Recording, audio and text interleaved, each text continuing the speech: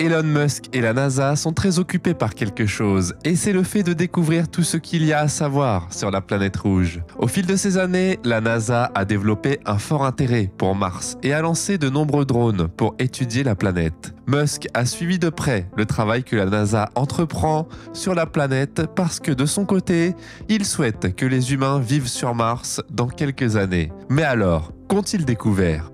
Quels seront les impacts de cette découverte? Rejoignez-nous dès aujourd'hui pour connaître les découvertes faites par la NASA concernant la planète Mars et qui vont tout changer. Mais surtout, ce que cela signifie pour Elon Musk. Mais avant de commencer, n'oubliez pas de vous abonner et d'activer toutes les notifications pour ne rien rater des dernières actualités d'Elon.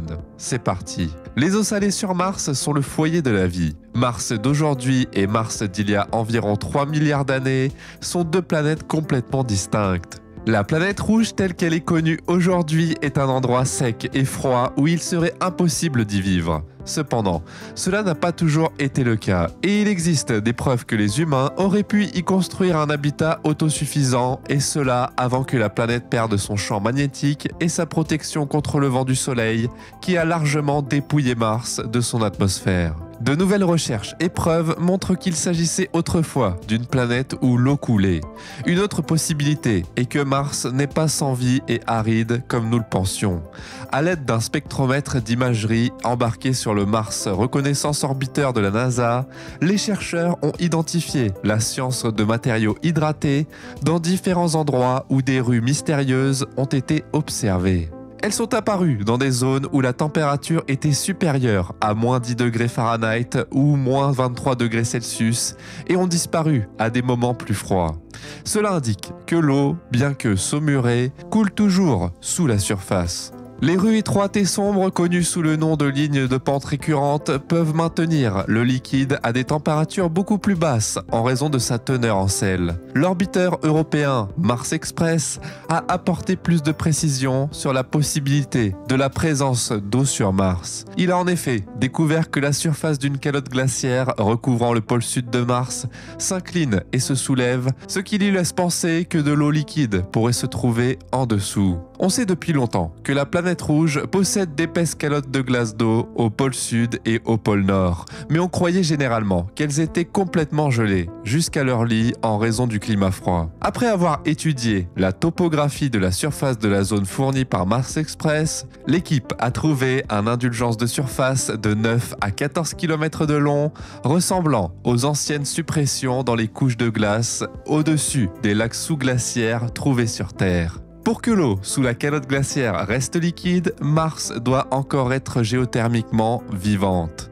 Comment pourrions-nous savoir s'il y a une chance de vivre sur Mars ? Avec suffisamment d'oxygène dissous pour soutenir les micro-organismes et même la vie animale primitive comme les éponges. La vie est possible partout où il y a de l'eau. Cependant, en raison du changement des températures et des conditions météorologiques sur Mars provoquées par l'inclinaison de son axe de rotation, la concentration d'oxygène dissous varie d'un endroit à l'autre. Les températures froides permettent à davantage d'oxygène de pénétrer dans les saumures et il est possible que les poches glaciales situées près des pôles martiens contiennent suffisamment d'oxygène pour abriter des organismes multicellulaires complexes. Le rover Curiosity Mars a trouvé de l'oxyde de magnésium tout en explorant le grand cratère Gale de 154 km. Une grande quantité d'oxygène dissous est nécessaire pour la production de minéraux comme ceux-ci.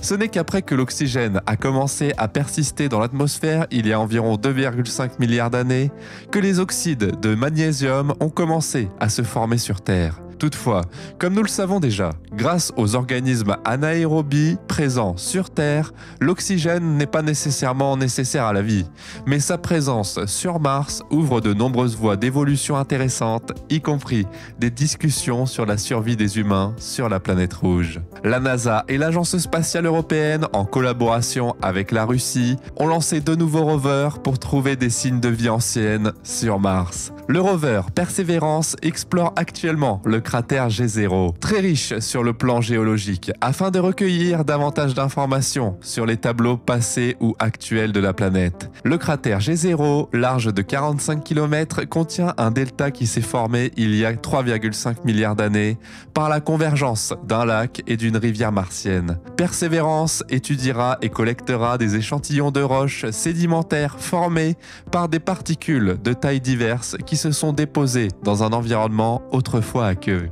Mars a une variété de climats. Les principales composantes de l'atmosphère de Mars qui donnent à la planète sa couleur rouillée actuelle sont le dioxyde de carbone, les gaz d'argon, l'azote et les particules de poussière oxygénisées qui sont expulsées de la surface de la planète. Néanmoins, l'atmosphère de Mars est trop mince. Comme la Terre, elle connaît des variations climatiques dans ses conditions météorologiques, bien qu'elles soient plus extrêmes. Mars subit des tempêtes de poussière planétaire durables qui compliquent la mission d'exploration de Mars. Par exemple, la tempête de poussière près du cratère G0 a provoqué le retard de l'inventif hélicoptère de Mars de la NASA qui devait effectuer son 19e vol le 29 janvier, ayant été anéanti par une puissante tempête de poussière qui a balayé la planète rouge. Toutes les capacités du rover Mars Opportunity ont été perdues. Comme la tempête empêchait la lumière du soleil d'atteindre les panneaux solaires du rover pendant des jours, il a été déterminé qu'il était mort. Mais comment ces tempêtes de poussière se produisent-elles ? Lorsque les particules de poussière en suspension dans l'air absorbent la lumière du soleil et réchauffent l'atmosphère, d'énormes tempêtes de poussière se produisent.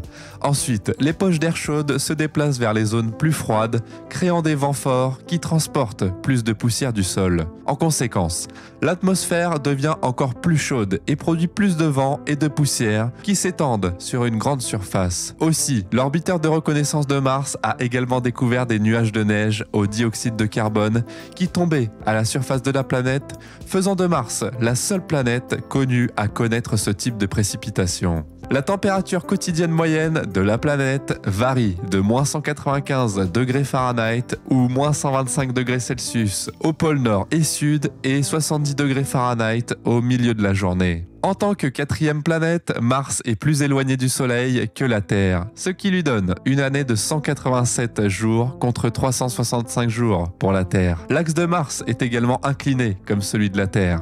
Cela signifie que la lumière du Soleil tombe directement sur certaines parties de la planète, ce qui donne ses saisons. La forme générale de son orbite est plus allongée que celle des autres planètes principales et c'est ce qui donne à Mars ses saisons extrêmes. Lorsque Mars est le plus proche du Soleil, l'hémisphère nord connaît un court hiver glacial et l'hémisphère sud un court été chaud. L'atmosphère et la météo sur Mars aujourd'hui sont principalement le résultat de la perte de son champ magnétique.